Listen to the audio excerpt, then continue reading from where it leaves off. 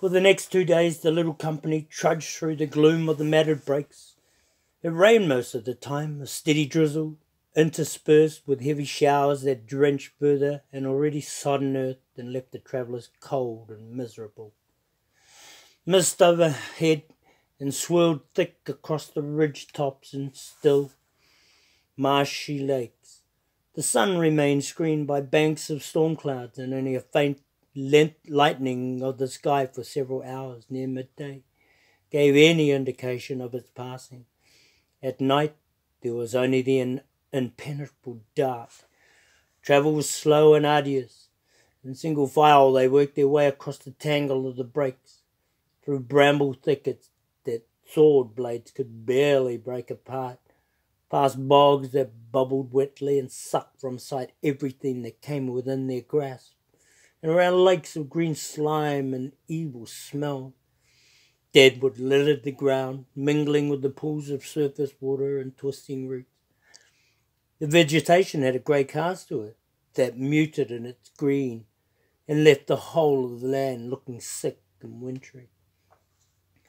What lived within the brakes stayed hidden, though faint sounds skittered and lurched in the stillness, and shadows slipped like wraiths through the rain and the gloom.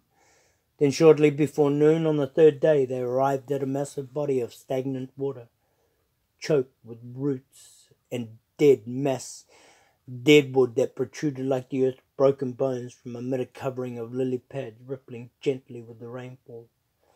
The shores of the lake were massed thick with bramble, runs and scrubs as far as the eye could see. Mist rolled across the surface of the water in deep haze, and there was no sign of the far shore.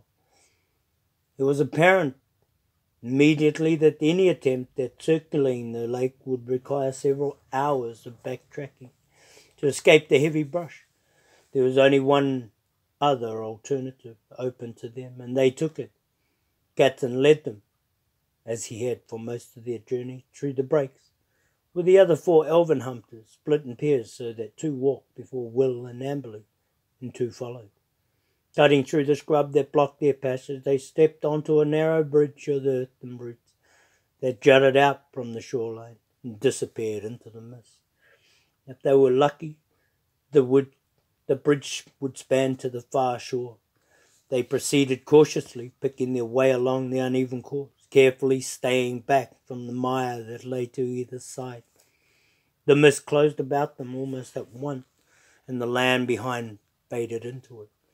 The minutes slipped away, rain blew sharply into their faces, caught on a sudden gust of wind. Then the mist cleared unexpectedly, and they saw that their bridge dropped away into the lake, not a dozen yards ahead. Beyond lay a huge mound of earth, encrusted with rock and vegetation. The far shore of the lake was nowhere to be seen. They had reached a dead end. Crispin started forward for a closer look at what lay beyond the mound and earth, but Cat's hand came up sharply in warning.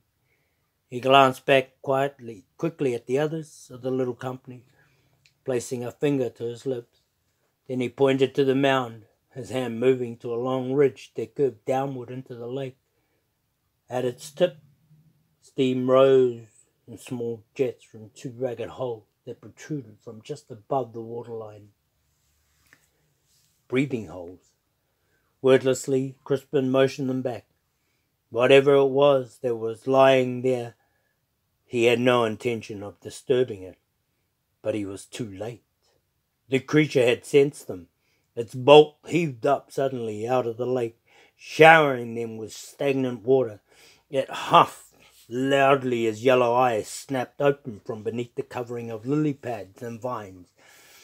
Writhing feelers flared from its mud-covered body, and a broad, flat snout swung toward them.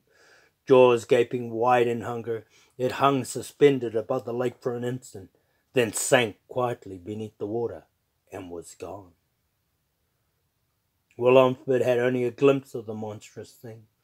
Then he was fleeing from through the midst behind Ped and Cormac, pulling Amberley with him, struggling to keep his footing on the rutted path.